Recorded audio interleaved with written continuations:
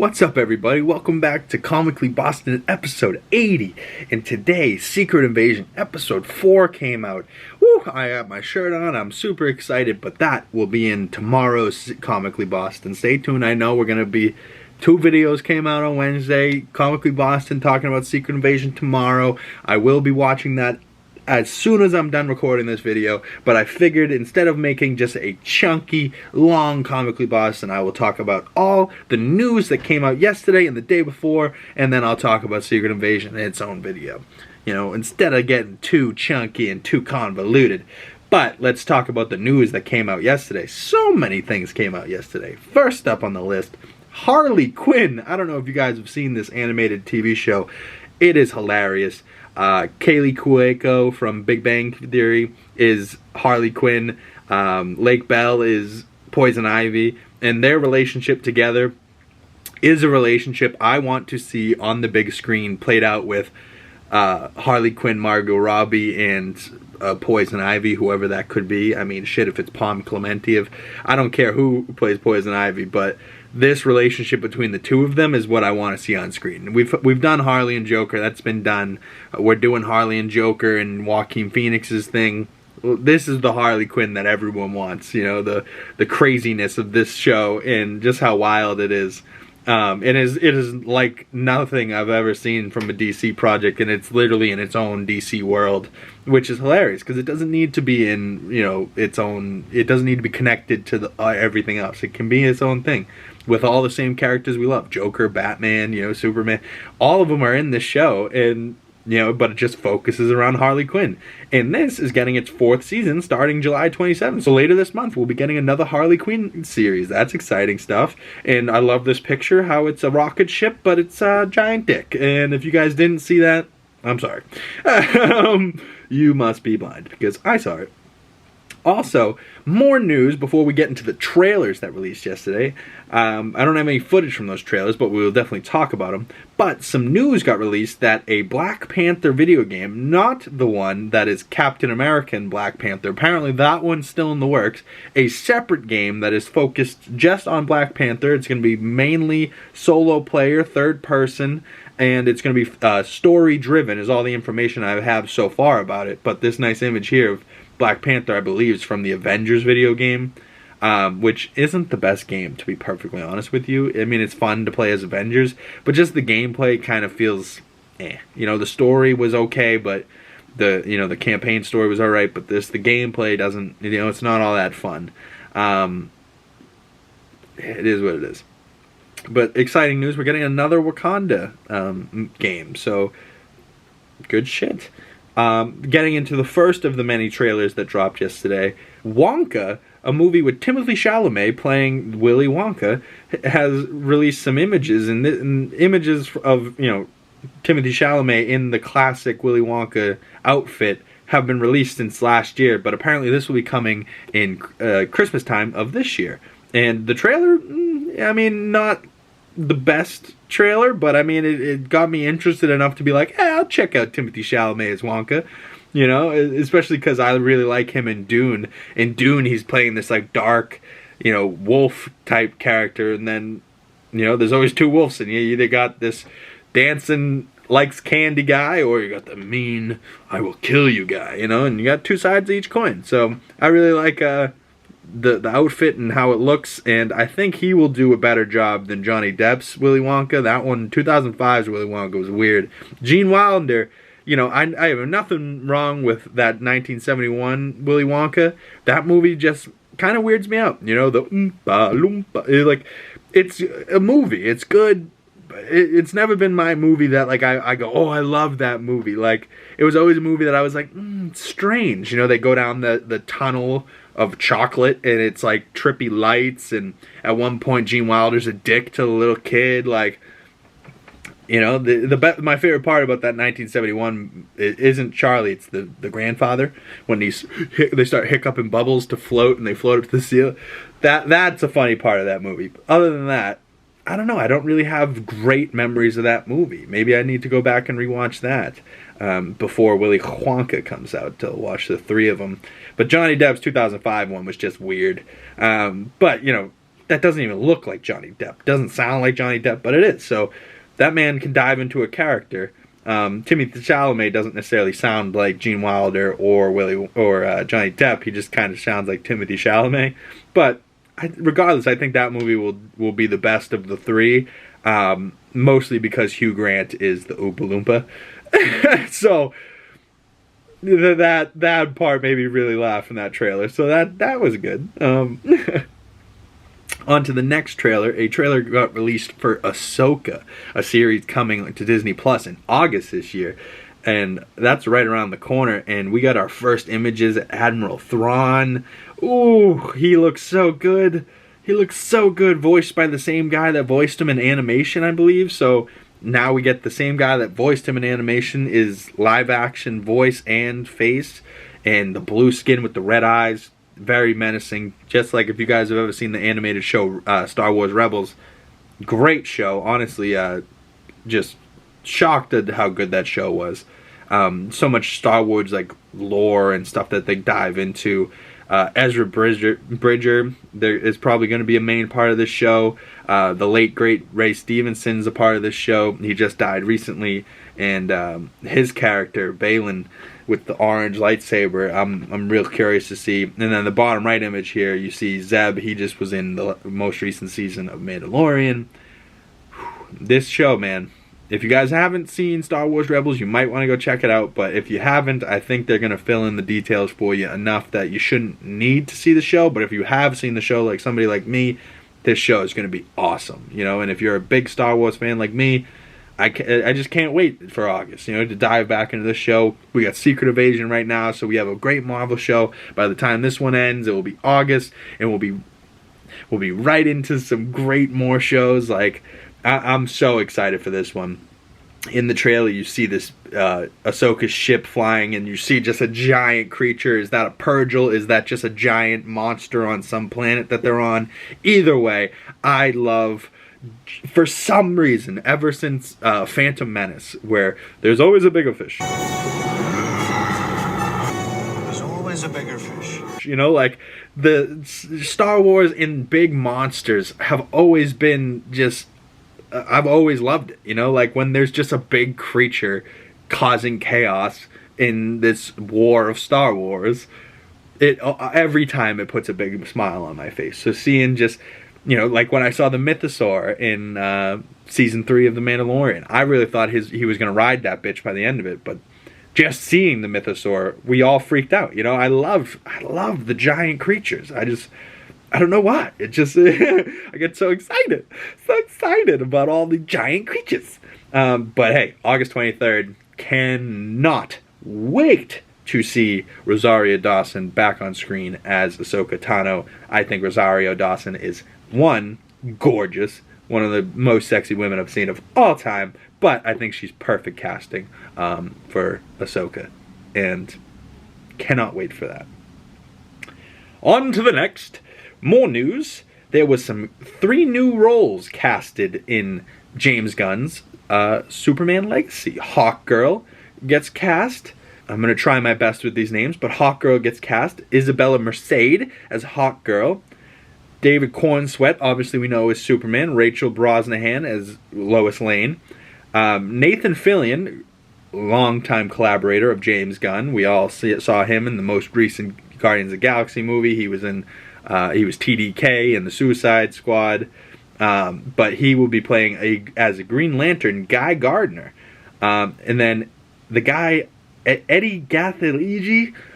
Oh, I'm so sorry, I just butchered his name, but he's going to be playing Mr. Terrific. He was Darwin, an evolution character where like he can evolve to any state to not die, but then they kill him in X-Men First Class. It makes no sense. If he's supposed to be evolved, can evolve to anything, and then they're just going to kill him. I get it. They were trying to make it like, oh god, this guy that could evolve to anything just died to Kevin Bacon. So now you guys should be scared of Kevin Bacon. Kevin Bacon's character was already badass, you know, that whole movie. Like, he didn't need to kill Darwin. You know, he just, you know, it was brutal murder they committed to Darwin. But he gets cast as Mr. Terrific, which I think is good casting. Hawkgirl was definitely one of my favorites from the Justice League animated TV show. But the more I see his casting coming out, and Guy Gardner as Nathan Fillion, he is not going to be the Guardian or the Green Lantern, because the Green Lantern Corps has many Green Lanterns, but the Green Lantern that I believe we'll see in the Justice League will be this classic Justice League from the Justice League Unlimited animated series, which was my by far favorite animated show when I was a kid.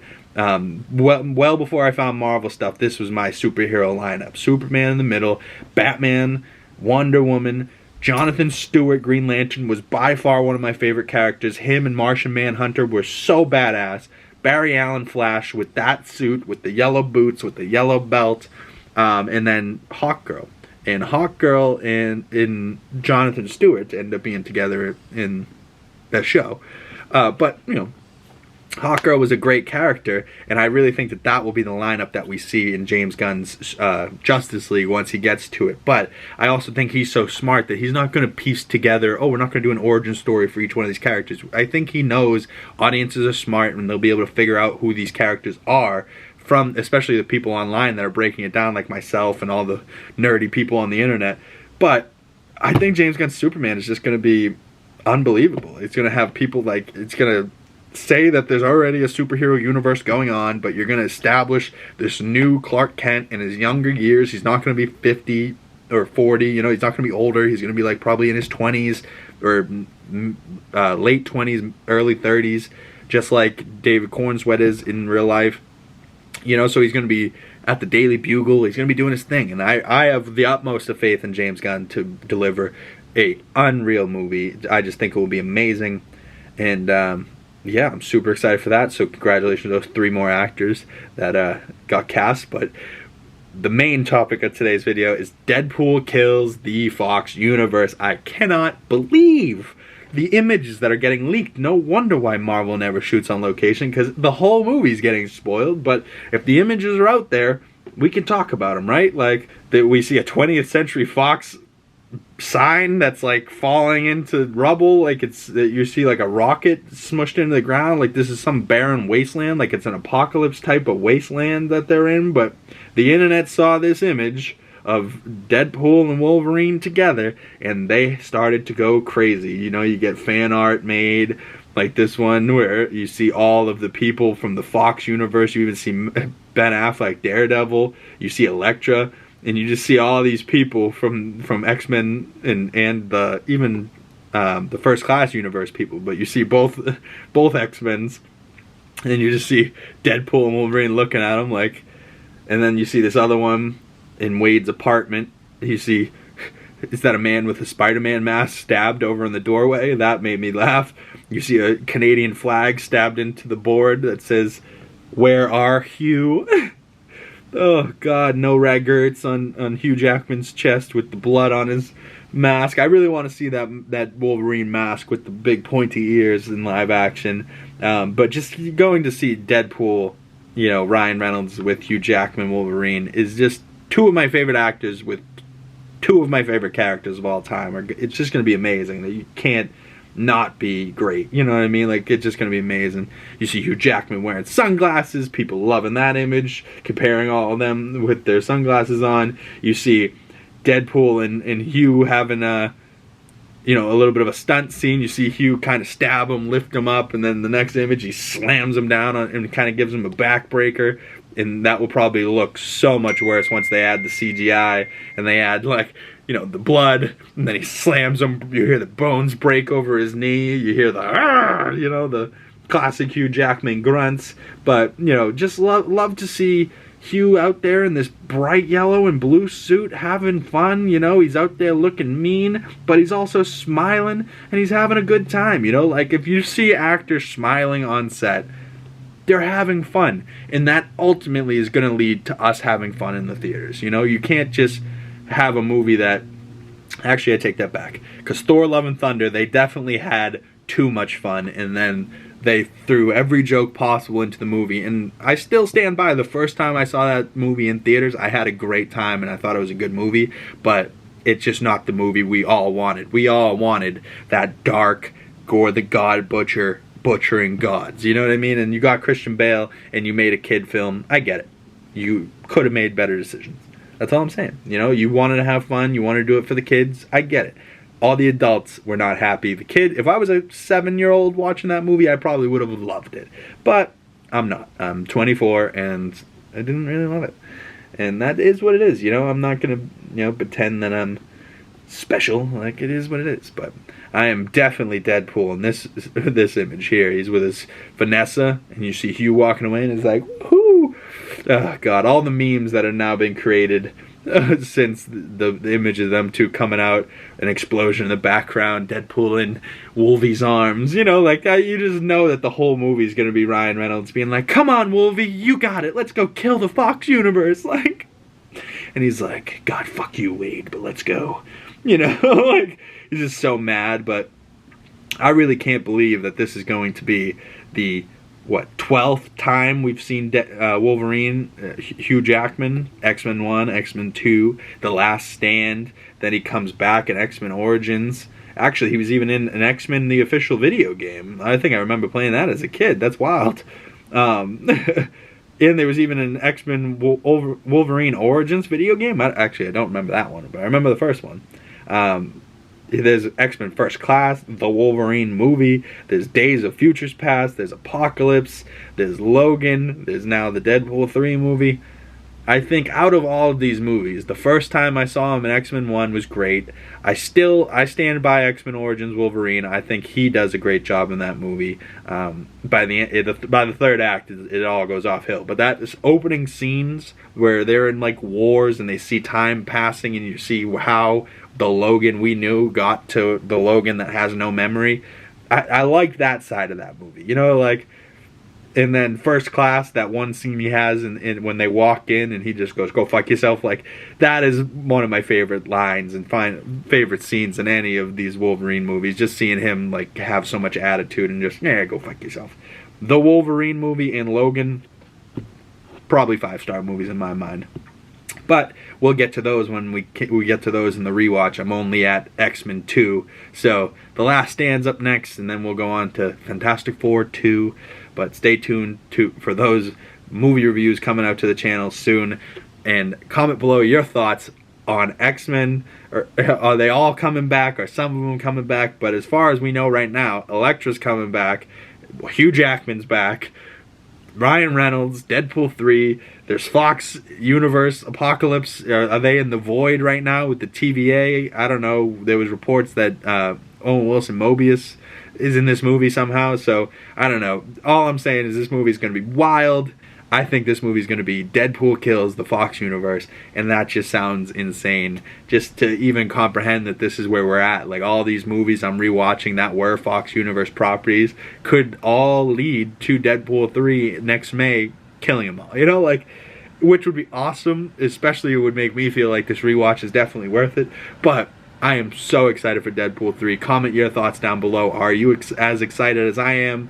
Hit the like button, subscribe if you're new, hit that bell so you don't miss any future videos. Stay tuned for tomorrow's video talking about Secret Invasion and more Deadpool, more news coming your way. I'm sure there will be more images that release from this shooting over in London that are just going to be wild, but who knows, the actors might go on strike right now, so I think they're trying to film as quick as possible and get this shit done. Because they did get moved up. They were supposed to be September of next year, now they're May. So we went from being over a year out to less than a year out in one quick decision. So I hope it doesn't get pushed back. It might because of the writers and actors pending strike that's about to happen, but it is what it is.